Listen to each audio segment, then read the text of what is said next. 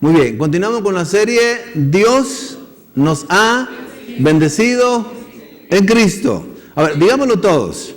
Dios nos ha bendecido en Cristo.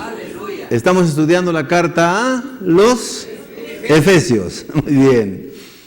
Efesios capítulo 4, versículos 11 al 14 en la Biblia de las Américas. Así como están sentaditos con reverencia, vamos a leer la Escritura.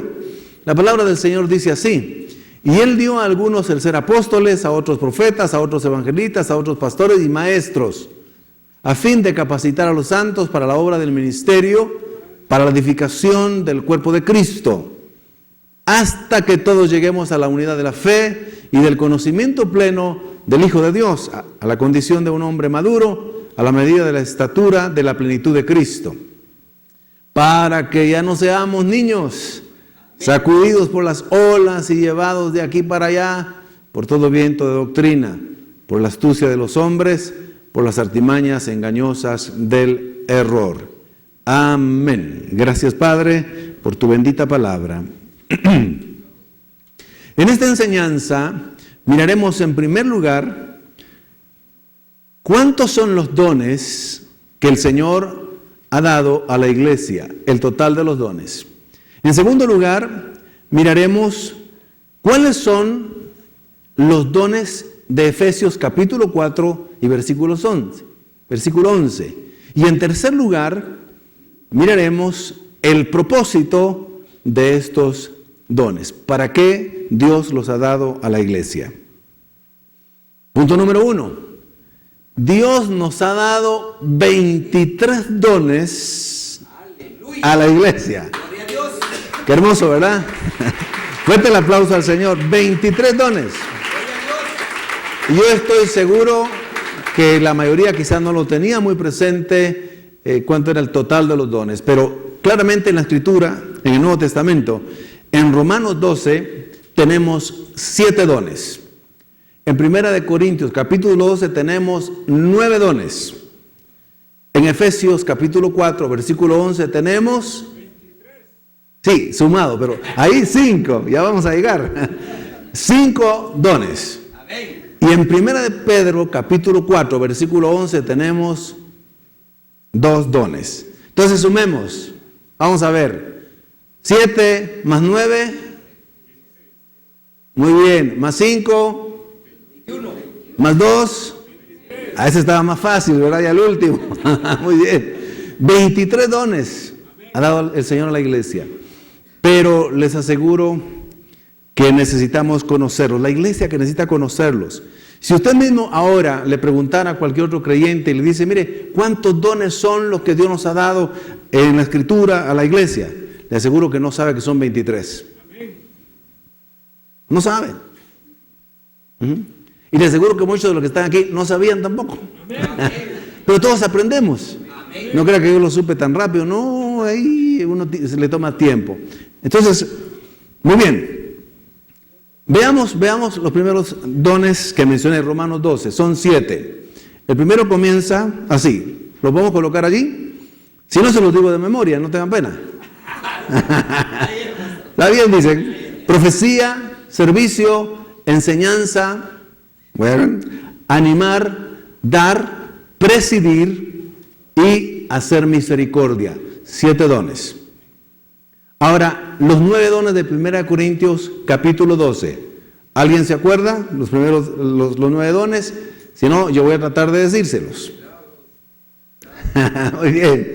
Vamos, ves. Aquí los tengo anotados por cualquier cosa, Sabiduría, ciencia, discernimiento de espíritus. Diversos géneros de lengua, interpretación de lenguas, fe, sanidades y milagros. Muy bien. Ahora, los que vamos a estudiar hoy son 5. Eso es más fácil porque se lo puede aprender uno con la mano, con los 5 dedos. Apóstoles, profetas, evangelistas, pastores, cuesta agarrar así, pastores y maestros. Y algunos dicen que no es casualidad que se pueda mencionar con la mano, con los 5 dedos, por la posición en que está. Los apóstoles en el orden histórico, ellos son los que aparecen primero en el Nuevo Testamento.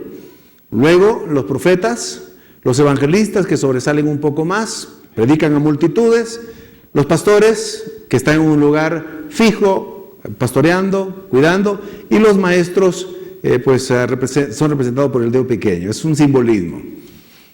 Ahora, los dones de Primera de Pedro, capítulo 4, versículo 11, son solo dos. Es el don de hablar. Se sorprendieron, ¿verdad?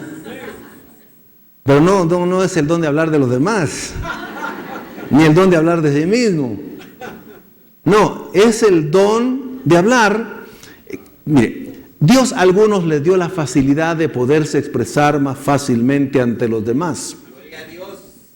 Todos podemos hablar, a menos que alguien haya nacido con una enfermedad que le imposibilite, ¿verdad? Que tenga problemas de su oído, que no pueda oír, que no pueda, por lo tanto, hablar.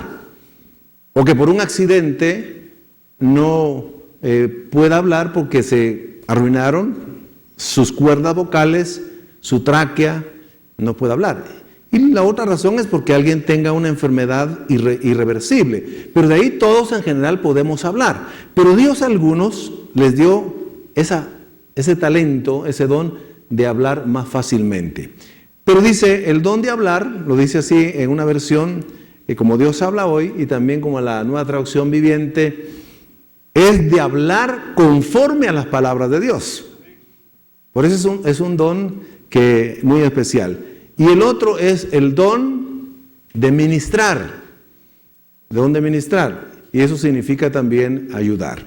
Nos vamos a concentrar entonces ahora en los dones de Efesios capítulo 4, versículo 11. Solo les voy a dar esta clave para que se les grabe. Fíjense pues. El primer par siempre están en el capítulo 12. Romanos 12 y 1 Corintios 12. ¿Sí? El otro par está en un capítulo 4, Efesios 4, 11. Y 1 Pedro 4, 11. Entonces está fácil. A ver, repítelo pues. Muy bien. Bueno, se los dejo como tarea. Veamos la segunda verdad, el segundo punto de hoy. Efesios 4:11 describe 5 de esos dones de los 23 que hemos hablado. Versículo 11 dice, y Él dio, la Reina Valera dice, y Él mismo constituyó a algunos apóstoles, en este caso el ser apóstoles, a otros profetas, a otros evangelistas, a otros pastores y maestros. Pregunto, ¿por quién son dados estos dones? Por Cristo. En los versículos anteriores que enseñamos, en la predicación anterior, decía que Cristo llevó cautiva la cautividad y dio dones a los hombres. Y cuando el texto dice, y Él, está hablando de Cristo, y Él mismo es el que constituye el que da. Entonces, es Cristo en este pasaje quien resalta para dar esos dones. ¿Cuáles son? Ahora los vamos a explicar de manera un poco más detallada. El apóstol. Tengo que decir, la palabra griega ahí es apostolus, apostelo, del verbo apostelo. Literalmente quiere decir enviado. Debo de explicar brevemente, es importante que pueden distinguirse 3 clases de apóstoles en la Escritura. La primera clase o tipo de apóstol son aquellos que vieron con sus propios ojos a Jesucristo, estuvieron con Él en su ministerio durante 3 años y medio, fueron testigos de su resurrección. Estamos hablando de los 12 apóstoles. Ellos son únicamente 12, uno fue sustituido. De ese tipo de apóstoles no existe otro apóstol más después de los 12. Porque el mismo Señor Jesucristo les dijo a los 12 que habían dejado todo, que lo habían seguido a Él, que había para ellos en el reino 12 tronos, para que ellos juzgaran a las tribus de Israel. Entonces, de ese tipo de apóstoles hay solamente uno. El apostolado de Pablo es un apostolado singular, único, irrepetible. Le voy a decir por qué. Porque el apóstol Pablo, aunque no vivió los 3 años y medio de ministerio con el Señor Jesucristo, no lo vio físicamente, sí lo vio resucitado. Se le apareció resucitado y él está siendo testigo entonces de la resurrección. Y el mismo Señor lo llamó como apóstol. Él le dijo, yo te enviaré a las naciones, me serás testigo y sabrás cuánto habrás de padecer por mi nombre y mi evangelio. Pero yo te envío a los gentiles, te envío a las naciones, te envío a los reyes, serás mi apóstol. Pero también el apóstol Pablo comparte ciertos aspectos con otros de los apóstoles, de los 12, aunque no pertenece a los 12. El apóstol Pablo no va a estar dentro de los 12 tronos. Eso le corresponde a los 12 apóstoles primero. ¿Vamos bien? Sí, muy bien. Comparte el hecho de que Dios le concedió ser un instrumento para escribir buena parte del Nuevo Testamento. El Señor lo usó, lo inspiró por el Espíritu Santo para que escribiera algunas partes del Nuevo Testamento, 12 cartas claramente escritas por él. La de Hebreos no se tiene cierta certeza. Entonces, él tenía palabra inspirada, igual que varios de los apóstoles. Luego están los apóstoles que continuaron fundando iglesias, que no pertenecen a los 12, que no recibieron inspiración para escribir palabra de Dios, pero que ellos fueron a predicar a los lugares donde no se había conocido todavía el Evangelio, siguieron avanzando mucho más lejos de donde llegaron los 12 apóstoles y llegó el apóstol Pablo. Entonces ellos fueron enviados por el Señor también a predicar el Evangelio, luego a discipular y a establecer las iglesias locales. Pero ellos no pastoreaban en las iglesias, no se quedaban ahí. Después de discipular a algunos, ellos podían designar a ancianos, a diáconos, para que estuvieran a cargo de la iglesia. Y después también podían delegar a alguien para hacerse cargo de la iglesia. Ellos no pastoreaban. Luego viene la tercera clase de apóstoles, que son los que aparece, es la clase que aparece aquí en Efesios 4:11. El apóstol aquí sigue siendo un enviado. No es alguien que envía a otros. No es alguien que le dice, usted va a ir allá, usted va a ir allá. No, es el que va. ¿Entendemos eso? Amén. Apóstol, enviado.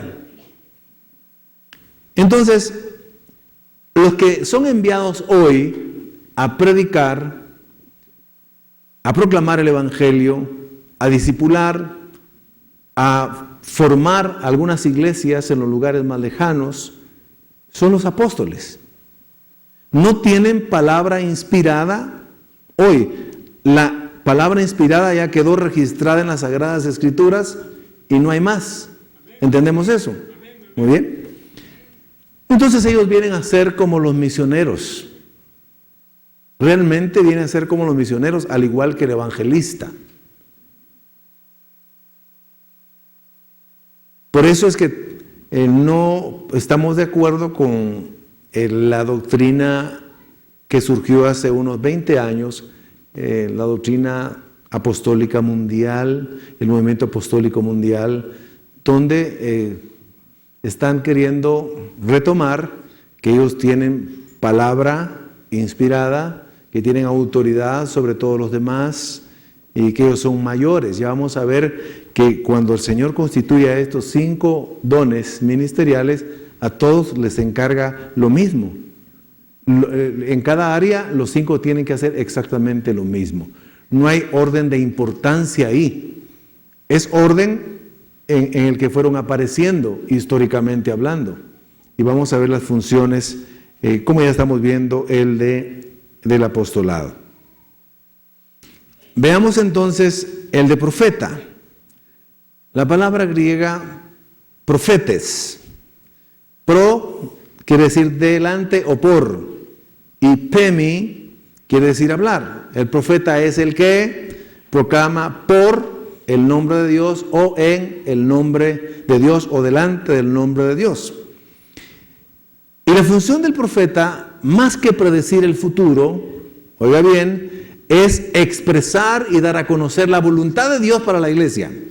La voluntad de Dios para el creyente, de acuerdo a la Escritura, para edificar, para animar y para consolar. Pero también para ver la condición espiritual de la iglesia y ver la condición espiritual. El Señor se la puede mostrar, la condición espiritual del creyente. Por eso es que el profeta puede decir, bueno, esta es la voluntad del Señor, eso es lo que debes de hacer, cómo está tu vida, cómo está la iglesia. El profeta es aquel que es llamado por Dios para hablar la voluntad de Dios y hablar en el nombre del Señor, otra vez para consolar, dirigir y expresar la voluntad de Dios. Es cierto que en el Nuevo Testamento vemos algunos profetas predecir algunos eventos futuros. El profeta Agabo profetizó una calamidad terrible que iba a venir sobre Jerusalén y se cumplió. Pero ya en el Nuevo Testamento no vemos tanto, y en este don ministerial, esa forma de ministrar o de servir. Si ustedes recuerdan un poquitito los profetas del Antiguo Testamento, sin excepción, lo que señalaban al pueblo de Israel era su condición espiritual. Se habían alejado de Dios, habían vuelto al mundo, a la idolatría, eran usados por el Señor para vuélvanse a Dios, arrepiéntanse. Esta es su condición espiritual, pero esta es la voluntad del Señor. Entonces, el profeta no está aquí para predecir el futuro suyo, el futuro de usted, ni el futuro mío. Está para expresar la voluntad de Dios en mi vida, de acuerdo a la palabra de Dios y en la vida de la iglesia. ¿Están entendiendo? ¿Estamos entendiendo? El Señor puede decir ocasionalmente a un profeta, bueno, así como le dijo Dios, no fue profeta, le dijo Dios a Abraham, usó a alguien más, el ángel del Señor, de aquí a un año vendré y Sara tendrá un hijo. Pueden decir algo así los profetas. Pero recuérdense que estaba recordándole la promesa que le había hecho Dios de que sería padre de multitudes. Entonces siempre la profecía debe estar en concordancia con la palabra de Dios. No se puede profetizar algo fuera de la voluntad de Dios. En un momento dado, el profeta puede decir algo hacia el futuro, pero más es la función de la voluntad de Dios y la condición espiritual del creyente y de la iglesia. Su mensaje no viene tanto por el estudio de la palabra de Dios, tiene que leerla y conocerla, por supuesto. No viene por reflexión, viene por el Espíritu Santo. El Espíritu Santo le da a él la palabra que tiene y debe de expresar a la iglesia y al creyente. Amén. No por eso el profeta no va a estudiar, no va a leer la Escritura. Al contrario, tiene que conocerla muy bien. Pero otra vez, no es tanto lo que él piensa, sino de pronto el Señor le muestra cuál es su condición. Si ustedes examinan a los profetas de nuevo, van a ver que constantemente era, bueno, esto les va a acontecer si ustedes no cumplen la palabra del Señor. Esto vendrá sobre ustedes si esto no lo ponen en orden. Muy bien, veamos el evangelista. La palabra griega aquí es evangelistas. Se las digo porque es bueno decirla, no es para aprendérsela. Los dones sí, el número de dones sí hay que aprendérselo. Pero esto no es necesario aprenderlo. Significa el portador del evangelio, el que anuncia las buenas nuevas de salvación, pero lo hace de manera itinerante. El evangelista no está en un lugar fijo como está el pastor.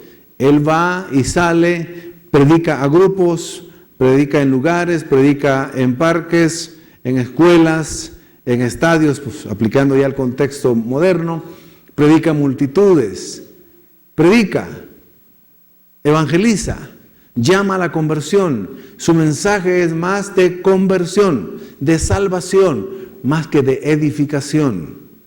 Por eso es que, y no está mal, los evangelistas, el Señor les da mensajes muy específicos para conversión. Y los evangelistas saben de que pueden tener 25, 30, 40, 50 mensajes bien elaborados, los conocen bien y los van predicando en distintos lugares. Y a veces es el mismo mensaje de los 30, 40, 50 que ellos hayan aprendido, hayan elaborado, o puede ser más.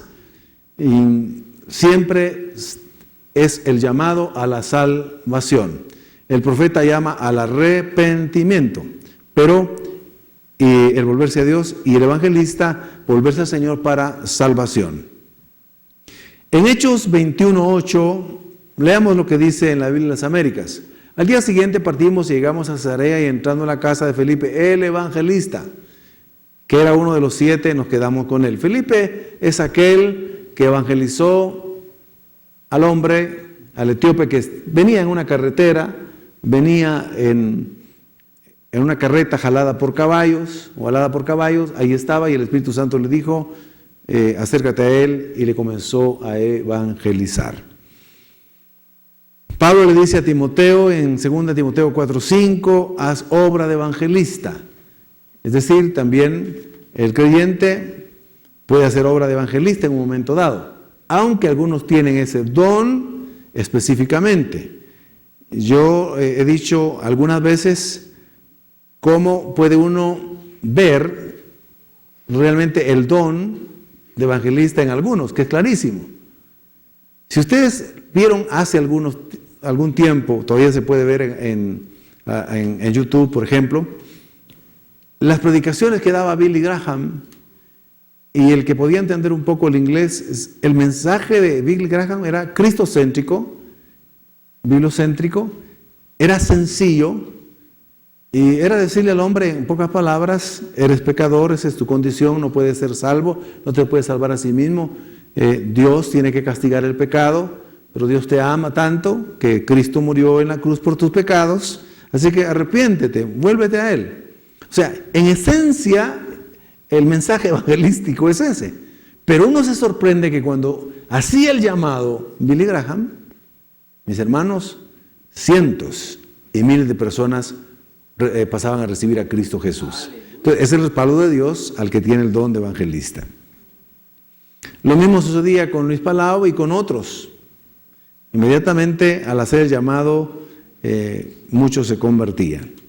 Pastor, la palabra griega es poimenas. Es el que cuida, guía y alimenta espiritualmente a los creyentes. Es el que apacienta el rebaño, el que lo cuida espiritualmente de falsas enseñanzas, falsos maestros, el que nutre con la palabra a los creyentes de la iglesia local, con la predicación y la enseñanza de la palabra de Dios. El pastor es el que se mantiene ahí, es el que está cerca, es el que ayuda, el que aconseja, el que está pastoreando. Maestro, la palabra griega es didaskalus, de la palabra didascalía, enseñanza. El didaskalus es el que se dedica a exponer con profundidad la palabra de Dios y la doctrina, y no tiene las mismas responsabilidades o privilegios del pastor. Es aquel que escudriña, se especializa, profundiza y viene a exponer y a enseñar. Se cree que, y creo que es lo correcto, que el apóstol, el profeta y el evangelista sirven realmente más allá de una iglesia local. Están sirviendo afuera, pero el pastor y el maestro lo hacen en general dentro de un lugar, ya sea el santuario o un seminario de enseñanza bíblica y teológica. Así que se necesita tener el don para enseñar la Biblia. Puede uno tener mucho conocimiento, pero si no tiene ese don, no puede trasladar ese conocimiento. ¿Le ha pasado a usted que alguna vez usted tuvo algún profesor que sabía mucho, pero que no podía enseñar muy bien y trasladar bien el conocimiento? A muchos nos pasó eso. Uno decía, sí sabe, pero le cuesta explicar.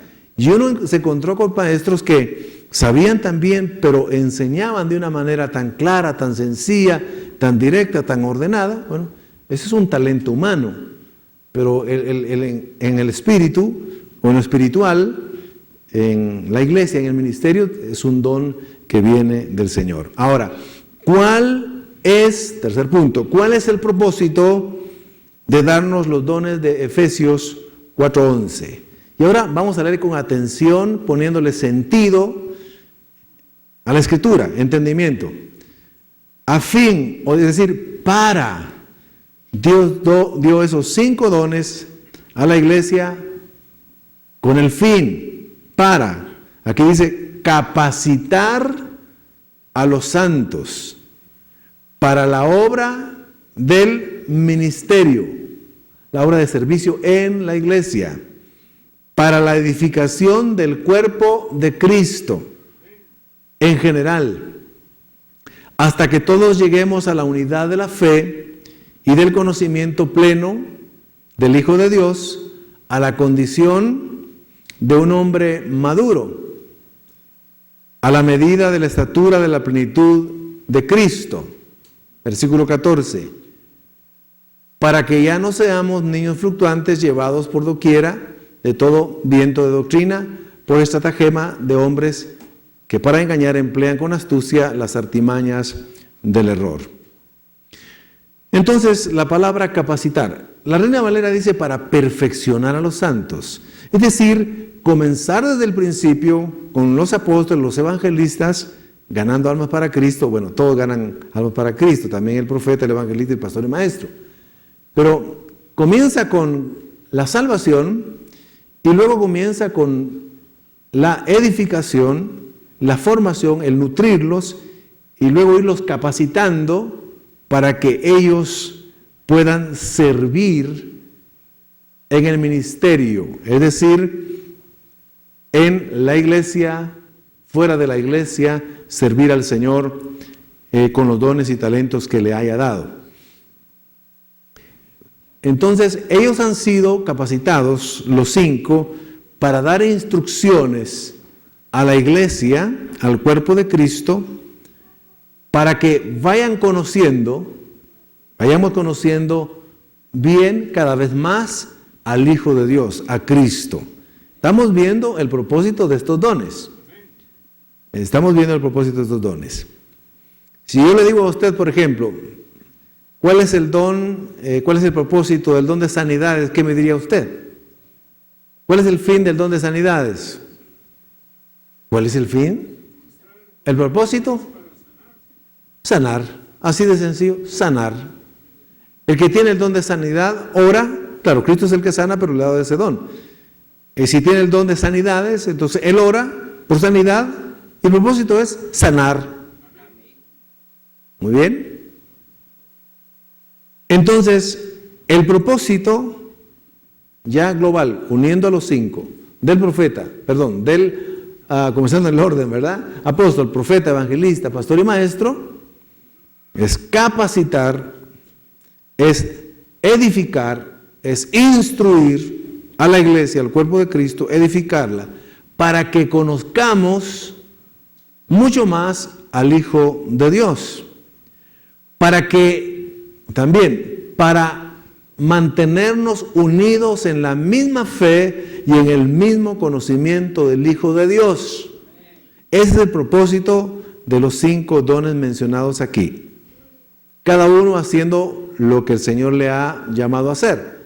Pero el propósito de todos, uniéndolos, son estos que estoy mencionando. Es para que lleguemos también a la madurez espiritual. El trabajo de todos es para que lleguemos a la madurez espiritual. Para que nos acerquemos a la medida espiritual de Cristo, el varón perfecto. Versículo 13. Leámoslo de nuevo, por favor. Hasta que todos lleguemos a la unidad de la fe y del conocimiento pleno del Hijo de Dios, a la condición de un hombre maduro, a la medida de la estatura y la plenitud de Cristo. Pero también el propósito de estos dones es equipar, instruir, edificar, para que la iglesia, para que los creyentes no seamos engañados como niños que pueden ser llevados a un lado, a otro lado, que cambian de parecer por cualquier doctrina. Versículo 14. Para que ya no seamos niños, sacudidos por las olas y llevados de aquí para allá por todo viento de doctrina, por la astucia de los hombres, por las artimañas engañosas del error. Se da cuenta que en este pasaje no está hablando de alguno que es superior a otro. ¿Entendemos eso? No. No está hablando de que alguien de este es más importante que el otro.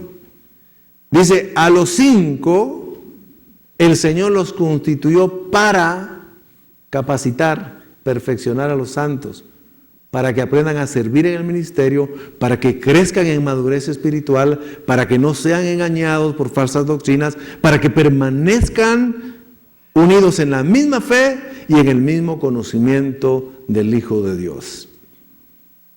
Así que ninguno de ellos está llamado a dividir, ninguno de ellos está llamado a señalar, a acusar, a defender la verdad, sí, pero no hacer algo que no esté dentro de la voluntad de Dios.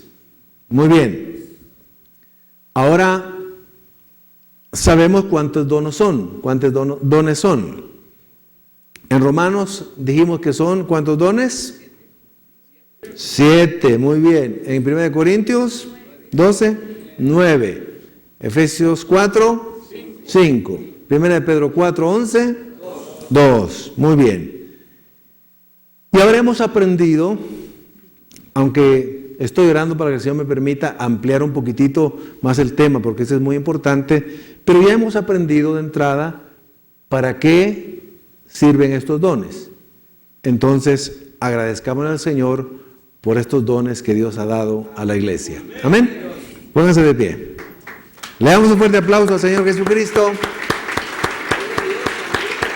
Bendito sea el nombre del Señor. Vamos a orar. Vamos a agradecerle al Señor. Bendito Padre, te damos muchas gracias por habernos salvado. Y eres tan bello que has repartido dones en Cristo Jesús a los creyentes. Has dado 23 dones, Señor.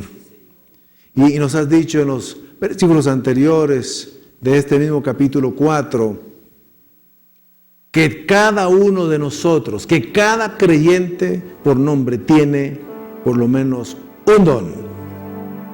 Señor, ¿cuál de esos 23 dones tenemos? Es la respuesta. Es lo que debemos de descubrir. Es lo que debemos de procurar con diligencia. Señor, sé que hay 23 dones. ¿Cuál de estos me has dado? ¿O cuáles de estos me has dado? Señor, no quiero ser negligente con los dones que me has dado. Quiero usarlos para tu gloria, para la edificación del cuerpo de Cristo, para la unidad de la fe en el conocimiento del Hijo de Dios, para, Señor, instruir, ayudar. Señor, no permitas que desperdicie el don. Tú nos has dado el don. Pero el don es semejante no al fruto, sino a la semilla, que nosotros mismos debemos sembrarla, cuidarla, abonarla, limpiarla y poder ver el fruto en nuestra vida. Señor, perdónanos por el tiempo que hemos ignorado y no nos hemos interesado en descubrir cuáles dones nos has dado a nosotros. Ayúdanos, Señor, que esta predicación y esta enseñanza motive a los que han escuchado hoy, nos motive a todos a buscar, a descubrir cuáles son esos dones para servirte a ti, para servir a la iglesia, para predicar, para evangelizar, para testificar. Aquí estamos, Señor. Usa nuestras vidas. En el nombre de Jesucristo hemos orado. Amén. Así como están, pueden orar un momentito porque voy a hacer la invitación. Alguien que esté aquí no es cristiano nacido de nuevo, no es salvo. Sus pecados no han sido perdonados, no tiene paz en su alma. Le agobia sus equivocaciones, sus errores, las esclavitudes, las adicciones que pueda tener. El Señor quiere salvarlo y hacerlo libre.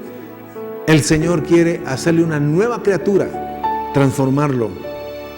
En el nombre de Jesucristo, te lo ruego y te lo suplico, Padre. Si alguien no es salvo, por favor, Espíritu Santo, tócalo. Que no se vaya sin ser salvo hoy. Y la manera de salvarse es muy sencilla. Aunque costó la sangre de Cristo, el precio más alto de todo el universo, sangre santa, para usted la salvación es un regalo. Se recibe mediante la fe, nada más. Por eso, si alguien necesita ser salvo hoy, diga conmigo esta palabra de oración. Creo en ti, Jesucristo, sálvame. Te recibo en mi vida para que me hagas hijo de Dios. Me arrepiento de todos mis pecados, de todas mis equivocaciones. Te confieso hoy con mi boca como mi Señor. Creo en mi corazón que resucitaste de los muertos al tercer día. Gracias, Jesús, por salvarme hoy. Amén.